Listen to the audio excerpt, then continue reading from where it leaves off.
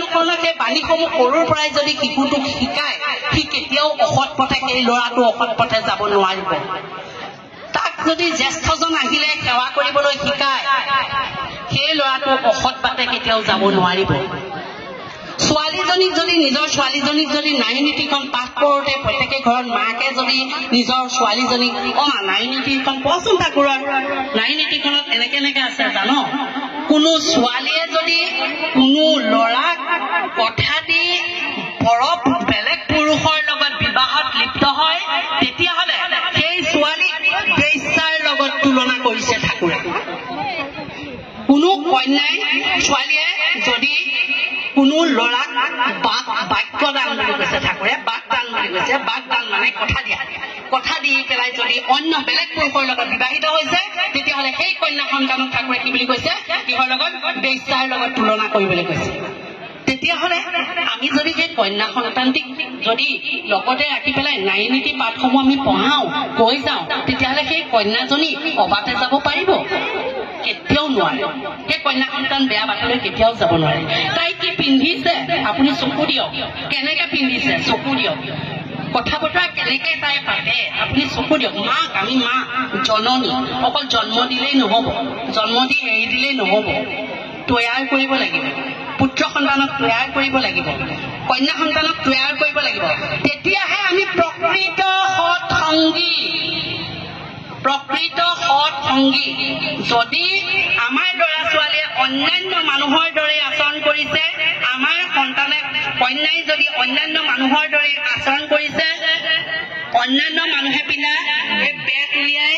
sporting পিন্ধা আমাক পেট উলিয়াই স্পৰ্টিং পিন্ধা চুলি ইমানলৈকে ল'ৰাই আজিকালি চুলি ৰাখি পেলাই কাণফুলি পিন্ধা এনেকুৱা ধৰণৰ বেলেগক দেখি পেলাই আমাৰ সৎসংগী ল'ৰা ছোৱালীবিলাকেও যদি একেটা বাটতেই যাবলৈ হয় তেতিয়াহ'লে আমি আমাক সৎসংগী বুলি কোৱাৰ কোনো অধিকাৰ নাই সতৰ আচৰণ সৎমুখী জীৱন সেয়ে আমি সৎসংগী মই বেছি নকওঁ আপোনালোক সকলো মাকে অনুৰোধ জনাইছো ঈশ্বৰ যি নিৰ্দেশ আমি পৰম পিতাক ধৰিছো আজীৱন পৰ্যন্ত আমি পৰম পিতাক ধৰি চলিবই লাগিব চলি যাবই লাগিব গতিকে আমাক তেওঁ এতিয়া বৰ্তমান ঠাকুৰৰ অৱৰ্তমানত আমাৰ পূজ্যপাত আচাৰ্যদেৱ আৰু শ্ৰী শ্ৰী অবিন দাদা আমাৰ পথ নিৰ্দেশক আমি আমাৰ দুখ আমাৰ বেদনা আমি কাক কম আমাক ক'বৰ কাৰণে এখন প্লেটফৰ্ম আছে আমাৰ আশা আছে আমি আশালৈ জীয়াই আছো হোপ আছে আমাৰ আমি আচাৰ্যদেৱৰ ওপৰত আশা কৰোঁ অবিন্দাৰ ওপৰত আমি আশা কৰোঁ আমি মনৰ কথা খুলি ক'বৰ কাৰণে আমি সেইখন প্লেটফৰ্ম পাওঁ আমাৰ কোনোবা ওপৰত আছে সেই বিশ্বাসটো আমাৰ আছে সেই বিশ্বাস যেতিয়া আমাৰ দৃঢ় হৈ যাব বিশ্বাস আমাৰ মাজত পকি যাব তেতিয়া কোনো বিৰুদ্ধভাৱে আমাক তলাব নোৱাৰে আমি ফালৰি কাটি আহিবলগীয়া নহ'ব ঠিক বাটতে আমি আগুৱাই গৈ থাকিম গতিকে আপোনালোক সকলো মাকে অনুৰোধ জনাইছো ঈশ্বৰ যি নিৰ্দেশ যি আমাৰ দীপিকা যি আগতে মাসকলক বাহিৰ ওলা বুলি কোৱা নাছিলে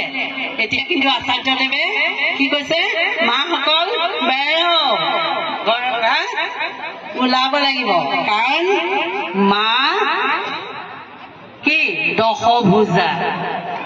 মা মা মহাকালী মাসকলৰ গাতে মা সৰস্বতী মা লক্ষ্মী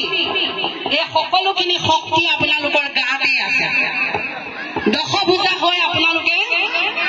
অপশক্তিক ৰোধ কৰিব লাগিব সৰস্বতী হিচাপে আপোনালোকে সমাজৰ পৰা অজ্ঞানতা দূৰ কৰি জ্ঞানৰ পোহৰ বিলাব লাগিব গতিকে আহক আমি সকলোৱে মিলি দীপিকাম একাগ্ৰতাৰে কৰি যাওঁ আৰু পৰম পুৰুষক আমি সন্তুষ্ট কৰোঁ জয় গুৰু